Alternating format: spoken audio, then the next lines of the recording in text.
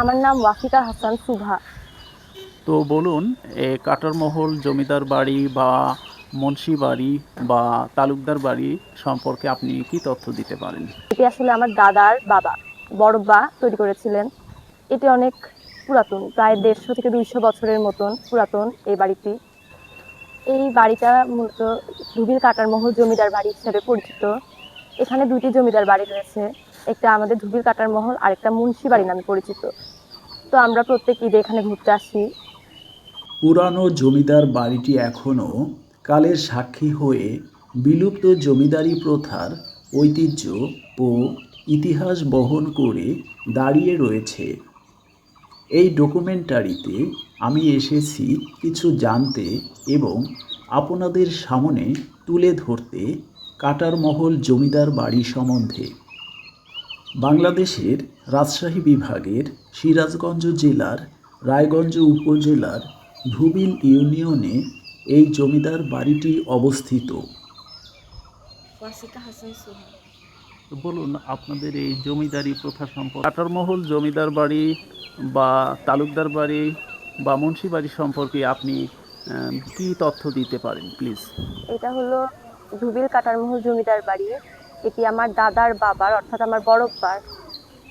তো এই আগে এখানে জমিদারি প্রথা ছিল, এখন আর নেই। এটা 100-150 বছর পুরানো, আরো বেশি হবে। আমরা ঈদের ভিতরে এখানে ঘুরতে আসি, এছাড়া ছুটির ভিতরে ঘুরতে আসি এখানে। এখানে আগে জমিদারি প্রথা অনেক ভালোভাবে ছিল, অনেক দাস দাসী ছিল, রাজাদের মতো, মানে ওরকম যেরকম কাহিনী আমরা গল্পে শুনি সেরকমই ছিল। স্থানীয় ও আশেপাশের বাসিন্দাদের মাঝে পুরানো স্থাপত্য নকশায় নির্মিত পাশাপাশি পুরানো বাড়ি দুটি তালুকদার বাড়ি ও মুন্সি বাড়ি নামেই পরিচিতি লাভ করেছে এবং কাছের ও দূর দূরান্ত থেকে দর্শনার্থীরা কৌতূহল নিয়ে দেখতে ও জানতে আসেন এই জমিদার বাড়িটিতে। নাম মুসাম্মাতুল কুমনি। আমি সিরাজগঞ্জ থানা থেকে এসএস রোডের থেকে এই জায়গায় ঘুরতে এসেছি। এটা আমার নানার বাপার বাড়ি। এই জায়গায় সবাই অনেকেরাই ভিডিও করতে আসে। আমিও ঠিক তেমনই ছবি তুলতে আসছি বা ঘুরতে আসছি নানার বাসা, যেহেতু আমরা ওইভাবে থাকি না, এখানে ওইভাবে আসাও হয় না। তো আমি যেটুকু জানি যে এই বাসাটা অনেক পুরানো, এখানে সবাই অনেক দূর থেকে ঘুরতে আসে, ভিডিও করতে আসে। এই বাড়িটা আসলে তেলে ভেজে বাড়িটা করা হয়েছে, অনেক মজবুত হিসাবে জানা যায় এই বাড়িটা করা হয়েছে। আমি এইটুকু জানি এই বাড়ি সম্পর্কে। আপনি বলতে চাচ্ছেন যে ইটগুলো তেলের তেলের ভিতরে ভেজে তারপরে এই বাড়িটা করা হয়েছে। এরকম আপনার কাছে কিছু তথ্য হয়তো আছে। হ্যাঁ। যদিওবা জমিদারি প্রথার বিলুপ্তি হয়েছিল, তারপরেও এই জমিদারির কর্ণধার জমিদার এলাহি বক্স মুন্সি পরিবারের সন্তানেরা দেশ বিদেশে উচ্চশিক্ষায় শিক্ষিত হয়েছেন এবং বহমান রয়েছে।